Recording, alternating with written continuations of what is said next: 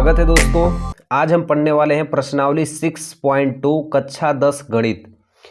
ये प्रश्नावली बहुत ही आसान है और बहुत ही अच्छी है। सिर्फ ये प्रमेय पर डिपेंड करती है। अगर आप प्रमेय अच्छे से पढ़ लेंगे तो ये सारी प्रश्नावली एकदम आसान से लग जाएगी। मैं चैप्टर को स्टार्ट करने से पहले प्रमेय को बताऊंगा, ठीक है। देखिए, इस चैप्टर को स्टार्ट करने से पहले हमें 5 प्रमेय को जानना होगा। प्रमेय 1, 2, 3, 4, 5, ठीक है। 2-3 प्रमेय ऐसे हैं जो आपके नए सिलेबस में कट गए हैं, तो सिर्फ हमें 5 ही प्रमेय पढ़ना है, जिसमें प्रमेय 1 और 2 हमें प्रश्नावली 6.2 को हल करने के लिए पढ़ना होगा। बाकी अगली वीडियो में मैं ये 3 प्रमेय बताऊंगा, ठीक है। यानी इस वीडियो में मैं प्रमेय 1 और प्रमेय 2 बताऊंगा, जिसे थेल्स प्रमेय के नाम से जाना जाता है, और अगली वीडियो में मैं प्रमेय 3, 4, 5 को बताऊंगा, ठीक है। इसमें पाइथागोरस प्रमेय भी आते हैं। आप एक पेज पलटेंगे तो यहाँ पे प्रमेय 6.1 करके आपके बुक में दिया होगा, और ये प्रमेय बड़ा ही इंपॉर्टेंट है दोस्तों। सबसे ज़्यादा प्रमेय जो त्रिभुज की लगती हैं वो इसी प्रमेय पे लगती हैं। तो इस प्रमेय को हम बहुत ही अच्छे से पढ़ेंगे, एक एक स्टेप को बताऊंगा, उसको देखिएगा, और ये प्रमेय सबसे आसान हो जाएगा। सबसे छोटे तरीके से मैं इसको बताऊंगा, ठीक है। बस इसको स्टेप बाय स्टेप देखिएगा। इस प्रमेय में क्या कहा गया है कि यदि इस भुजा के समांतर कोई एक भुजा खींच दी जाए तो इसके अनुपात क्या होते हैं, आपस में समानुपाती होते हैं, ठीक है। या किसी को कहा गया है कि यदि किसी त्रिभुज की एक भुजा के समांतर दो भुजाओं को भिन्न भिन्न बिंदुओं पर प्रतिच्छेद करने के लिए एक रेखा खींची जाए तो अन्य दो भुजाएं एक ही अनुपात में विभाजित हो जाती है।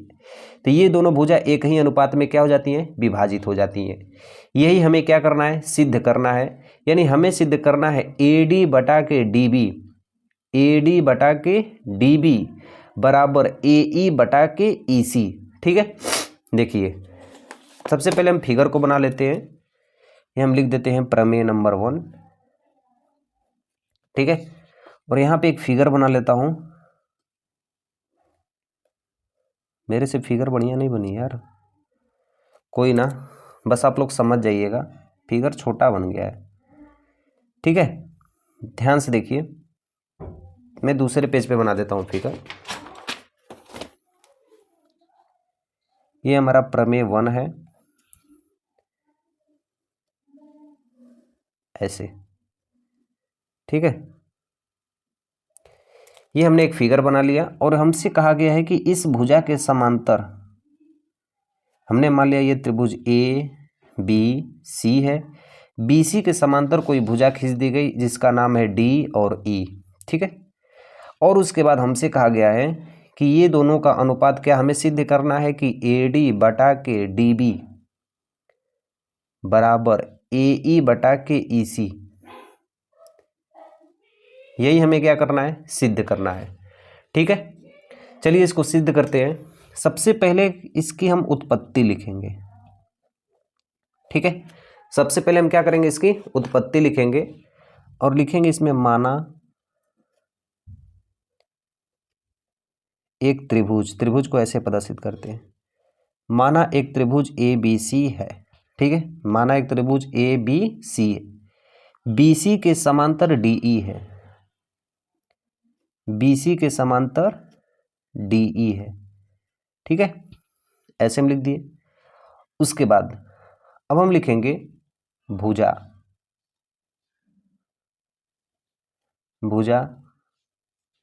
DE, भुजा AB और AC, DE नहीं, भुजा AB और AC को क्रमशः AB और AC को क्रमशः D और E काटती हैं।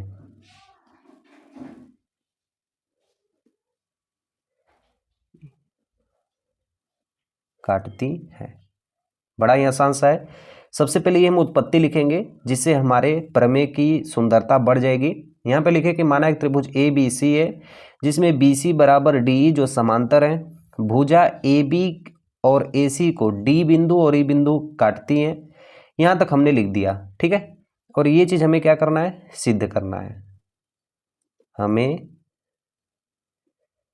सिद्ध करना है ये चीज़ें। ठीक है, आइए इसको सिद्ध करते हैं। जो जो चीज़ हम करते जाएंगे वो लिखते जाएंगे। ठीक है, तो हम B को E से मिला रहे हैं, फिर उसके बाद C को D से मिला रहे हैं। ठीक है, ऐसे ऐसे करके हम इसको क्या कर रहे हैं, मिला रहे हैं। तो हम यहाँ पे लिखेंगे कि सर्वप्रथम B को E से और C को D से मिलाया। कितना आसान है, लिख दिया हमने कि सर्वप्रथम B को E से, C को D से मिलाया। ठीक है, अब उसके बाद देखिए फिर हम क्या करेंगे कि AC पर एक लंब खींचेंगे। ठीक है, फिर उसके बाद हम क्या करेंगे ना, इस त्रिभुज ADC पर यहाँ पर एक हम लंब खींचेंगे ऐसे, और इसका हम नाम रख देंगे M, और इस बिंदु से BEA से यानी AB पर हम खींचेंगे यहाँ पे M। ठीक है, ऐसे जाएगा ये ऐसे। ठीक है, और ये लंब हमारा क्या कहलाएगा, N। ठीक है, अब देखिए इसके बाद हम लिखेंगे ADE का क्षेत्रफल, त्रिभुज ADE का क्षेत्रफल। ध्यान से समझिए, हम एक बार इस क्षेत्रफल को यानी ADE को, उसके बाद DBE को एक बार लेंगे, यानी इसको इसके संग लेंगे तो इस भुजा का अनुपात हमें मिल जाएगा। उसके बाद ADE को EBC से लेंगे, यानी इसके संग लेंगे DCE से, एक बार इसको उसके संग लेंगे, एक बार इसको इसके संग लेंगे। ठीक है, यदि दोनों का अनुपात हमें मिल जाएगा तो हम बराबर करके इसको हल कर सकते हैं। तो सबसे पहले मैं ADE लेता हूँ। ठीक है, और किसी भी त्रिभुज का आधार क्या, क्षेत्रफल क्या होता है, 1/2 गुणे आधार गुणे ऊंचाई। फार्मूला जानते हैं ना, त्रिभुज का क्षेत्रफल 1/2 गुणे आधार गुणे ऊंचाई। तो ADE का आधार क्या होगा, AD, इसका आधार क्या है AD, और इसकी ऊंचाई क्या है EN। देखिए ADE की ऊंचाई क्या है, यहाँ से देखिए इस त्रिभुज को ऐसे अगर देखेंगे, AD को आधार मानेंगे तो क्या मिलेगा, EN। ठीक है, अब उसके बाद दूसरी चीज हम ले रहे हैं वह है DBE को। तो त्रिभुज DBE का क्षेत्रफल यहाँ भी होगा 1/2 गुणे आधार, आधार इसका क्या है DB। ठीक है, आधार इसका क्या है DB, और ऊंचाई इसकी क्या है EN। देखिए E और N, हम यदि DBE को ले रहे हैं तो इसकी ऊंचाई क्या होगी EN होगी। कैसे, यदि मैं फिगर को ऐसे पलट दे रहा हूँ यहाँ पे देखिए, अब बताइए यदि मैं BED को ले रहा हूँ तो इसकी ऊंचाई क्या आएगी, यही ना आएगी। देखिए तो DB गुणे EN, इसको हम समीकरण नंबर 1 मान लेते हैं, इसको हम समीकरण नंबर 2 मान लेते हैं। ठीक है, इसमें फिगर में आपको पूरा समझ में आ जाएगा। यहाँ पे देखिए फिगर बनाया गया है ना, थोड़ा सा भी कन्फ्यूजन नहीं होना है, क्योंकि देखिए ये तिरछा है। ठीक है, तो इसकी जो लंबाई होगी वो सीधा ही होगी। अब समझ में आ रही है ना, तो DB की जो ऊंचाई होगी वो क्या होगी EN होगी, और इसका आधार क्या होगा DB। वही चीज़ लिखा हूँ DB गुणे EN, 1/2 गुणे आधार गुणे ऊंचाई। तो अब हम लिखेंगे समीकरण 1 और 2 से, 1 को 2 से भाग देने पर, इसको इससे भाग दे रहे हैं तो क्या होगा ADE बटा के त्रिभुज DBE का क्षेत्रफल, इधर भी क्षेत्रफल, इसका भागा इसमें देंगे बटा के ये वाला भाग। ठीक है, अब देखिए ये मान क्या होगा, आपस में कट जाएगा, EN से EN, 1/2 से 1/2, तो हमारे पास इन दोनों का अनुपात क्या आएगा AD बटा के DB। ठीक है, ये इसको हम मान लेते हैं X। ठीक है, इसको हम क्या मान लेते हैं X। अब हम दूसरे प्रमेय के अनुसार एक बार इसको और इसको लेंगे, इस वैल्यू को और इस वैल्यू को लेंगे। ठीक है, देखिए फिर से हम निकालेंगे त्रिभुज ए डी ई का क्षेत्रफल। ठीक है, क्षेत्रफल क्या होगा 1/2 गुणे आधार। अब हम दूसरा लेंगे, इस बार आधार हमारा क्या होगा, ऐसे होगा, बुक से ही बता दे रहा हूँ। इस बार हमारा आधार क्या होगा, ये होगा।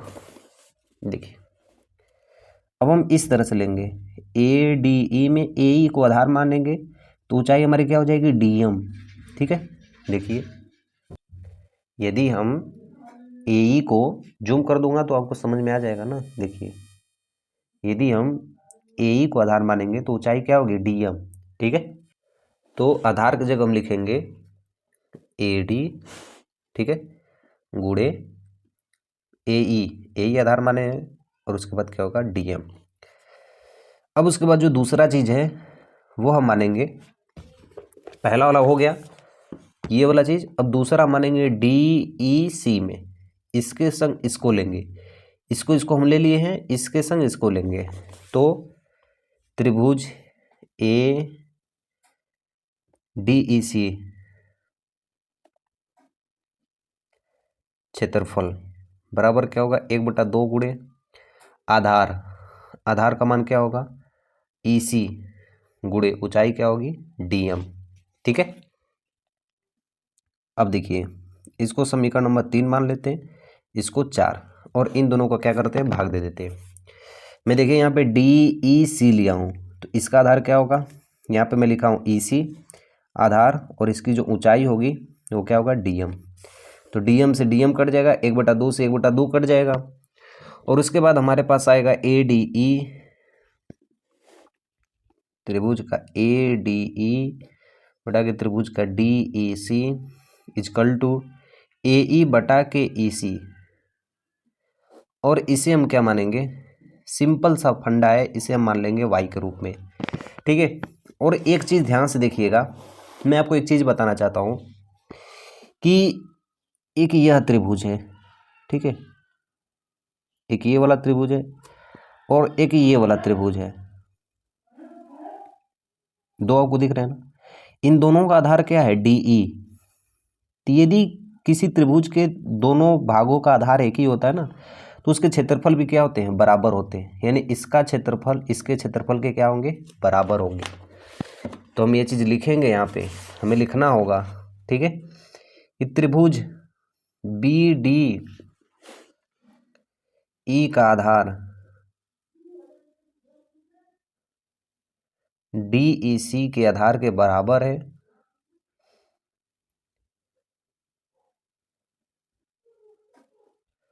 तो त्रिभुज का क्षेत्रफल भी बराबर होगा, त्रिभुज का क्षेत्रफल भी बराबर होगा, अर्थात बी डी ई बराबर त्रिभुज का डी ई सी। यानी हम कह सकते हैं कि जो ये एक्स वाई आया है ना, इसके बराबर ये हो जाएगा, इसके बराबर ये हो जाएगा, यानी जब दायां दाएं के बराबर हो जाएगा तो बायां बाएं के भी बराबर हो जाएगा। ठीक है, कौआ बराबर खराऊ, खराऊ बराबर गधा। यानी ध्यान से समझिए, ए के बराबर बी है, एक एग्जाम्पल देता हूँ, और ए के बराबर सी भी है, तो बी के बराबर सी नहीं होगा। अगर ये 5 रोटी खाता है तो ये भी 5 ही रोटी खाता होगा, और ए 5 रोटी खाता है तो सी भी 5 रोटी खाता होगा, तो ये दोनों आपस में 5-5 ही रोटी खाते होंगे ना, तो ये आपस में क्या होंगे, बराबर। इसलिए ए डी बटा के डी बी बराबर ए ई बटा के ई सी। ठीक है, ए डी बटा के डी बी बराबर ए ई बटा के ई सी। ठीक है, इस तरह से हम लिख सकते हैं इति सिद्धम। क्लियर एकदम, ठीक है। अब आगे देखिए, ये हमारा प्रमेय नंबर 1 पूरी तरीके से कंप्लीट हो गया, सिद्ध हो गया प्रमेय नंबर 1। आइए प्रमेय नंबर 6.2 को सॉल्व करते हैं, और ये प्रमेय में हमें जांच करना है। ठीक है, थेल्स प्रमेय के अनुसार हम इस प्रमेय को सत्यापित करते हैं या जांच करते हैं। इस प्रमेय में कहा गया है कि यदि किसी एक रेखा किसी त्रिभुज की 2 भुजाओं को एक ही अनुपात में विभाजित करे तो वह तीसरी भुजा के समांतर होती है। यानी कोई ऐसी रेखा है जो किसी भुजा को एक ही अनुपात में, इनकी दोनों भुजाओं को एक ही अनुपात में जब ये विभाजित करेगी तो ये तीसरी भुजा के क्या होगी, समांतर होगी। ठीक है, और यही हमें क्या करना है, जांच करना है या सत्यापित करना है। ठीक है, तो सबसे पहले मैं फिगर बना लेता हूं। देखिए ये प्रमेय 2 है और इस प्रमेय 2 की हमें क्या करनी है, जांच करनी है।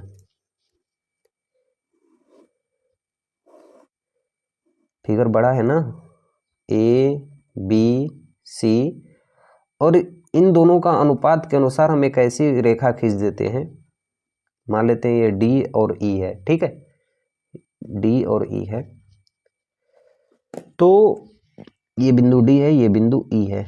ठीक है, हमने एक ऐसी रेखा खींच दी और हमें यह सत्यापित करना है कि डी ई समांतर है बी सी के। ठीक है, अगर मैं कहूं कि यदि कोई सत्यापित करना है, एग्जाम्पल में मैं दे रहा हूं आपको कि यदि यह राम है, ठीक है, राम एक क्या है, लड़का है, इसको सत्यापित करना है, तो हम कहेंगे क्या, माना राम एक लड़की है। ठीक, उसका क्या मानेंगे, उल्टा मानेंगे। ठीक है, माना राम एक लड़का है, यदि इसको सत्यापित करना है कि तुम लड़का हो, तो ठीक उसके विपरीत मानेंगे कि क्या है, लड़की है। तो यदि हमें थोड़ा सा भी विरोधाभास उत्पन्न होगा तो हम मान लेंगे कि वह क्या है, लड़का है। उसी तरह यदि यह रेखा है और इसको यदि हमें मानना है कि यह सत्यापित करना है, तो इसके ठीक हम विपरीत एक कोई रेखा मानेंगे और इस बिंदु का हम नाम रखेंगे डी ई डैश। ठीक है, आइए सवाल को लगाते हैं, सवाल नहीं प्रमेय को, और बड़ी बड़ी आसान प्रमेय है। लिखेंगे माना जो डी ई डैश है वो समांतर है किसके, पीसी के। ये जो डी ई डैश है ना, किसके समांतर है, बीसी के। सिंपल सा चीज है, तो हम यहां पे लिखेंगे डी ई डैश बराबर बीसी, एक लाइन में लिख दिए हमने जो माना है। ठीक है, अब यहां पे लिखेंगे हमें दिया है, पहले से ही दिया है कि जो डी ई है वो समांतर है बीसी के, ईसी के। बीसी, हाँ, तो थेल्स के प्रमेय के अनुसार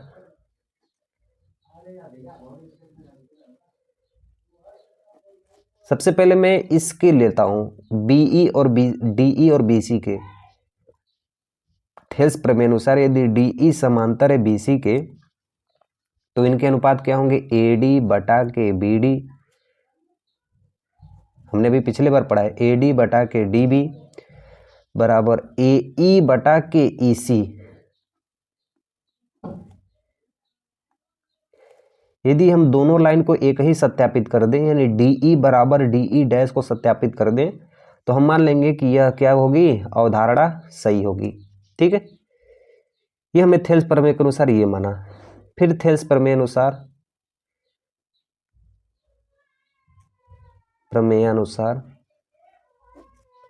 हम डीई वाले को लेंगे, डीई समांतर है बीसी के,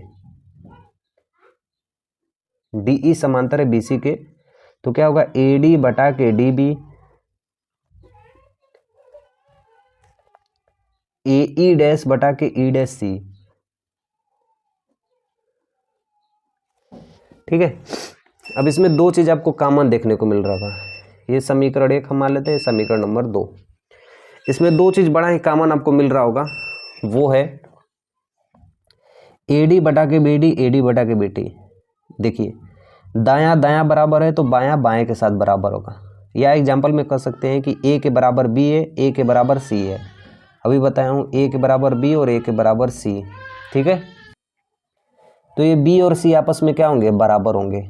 जैसे ए अगर 5 रोटी खाता है तो बी भी 5 रोटी खा रहा है, बराबर खा रहे हैं। और ए 5 रोटी खा रहा है तो सी भी 5 ही रोटी खा रहा है, तो बी और सी भी कितने कितने खा रहे हैं, 5 ही रोटी खा रहे हैं। ठीक है, इस तरह ये और ये आपस में क्या होंगे, बराबर, यानी ए बटा के ई सी बराबर ए डैश बटा के ई डैश सी। ठीक है, अब देखिए इन दोनों समीकरण में हम एक एक जोड़ दे रहे हैं। ठीक है, ए बटा के ई सी प्लस 1, ए डैश बटा के ई डैश सी प्लस 1, इसका गुणा इसके संग होगा तो ए प्लस ई सी बटा के ई सी इजकल टू ए, इसका गुणा इसमें करेंगे तो ए डैश पहले से ही है, ई डैश सी बटा के ई डैश सी। अब देखिए ए ई प्लस ई सी, यहाँ पे देखिए ए ई प्लस ई सी क्या है, पूरा ए सी। बुक से बता दे रहा हूँ ना, यहाँ पे देखिए A E plus E C total कितनी लंबाई है, ए सी बटा के E C. A E dash plus E dash C, यहाँ पे देखिए A E dash plus E dash C, E dash C बटा के ए सी। ये दोनों किसके बराबर हैं, ए सी के बराबर है। ये दोनों आपस में कट गए तो आपस में क्या दोनों हो गए, बराबर। ई सी बराबर क्या हुए, ई डैश सी। और ऐसा कब हो सकता है, असंभव है।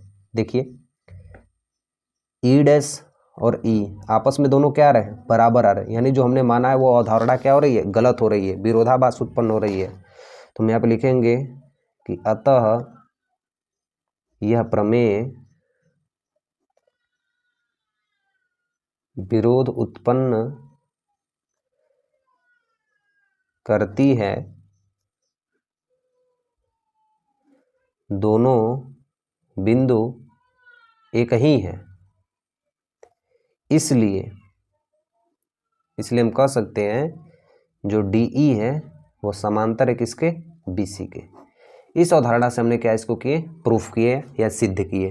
ठीक है, तो ये रही प्रमेय 1 और 2, जिसके कारण हम अपनी प्रश्नावली को लगा सकते हैं बहुत ही आसानी से। ठीक है, तो यहाँ से हो गया। अब इसके बाद, ठीक है, अब इसके बाद वाली वीडियो में आपको प्रश्नावली 6.2 की एक एक सवाल में करके बताऊंगा। इस वीडियो में सिर्फ प्रमेय ही मैं बताया हूँ, और इसके बाद वाली वीडियो में आपको प्रश्नावली 6.2 के हल मिलेंगे। ठीक है, इसका लिंक आपको डिस्क्रिप्शन में, कमेंट में, दोनों जगह प्रश्नावली 6.2 का अलग से दिया हूँ, तो वहाँ पे जाके चेक कर लीजिए और 6.2 के एक एक सवाल को लगाइए। ठीक है।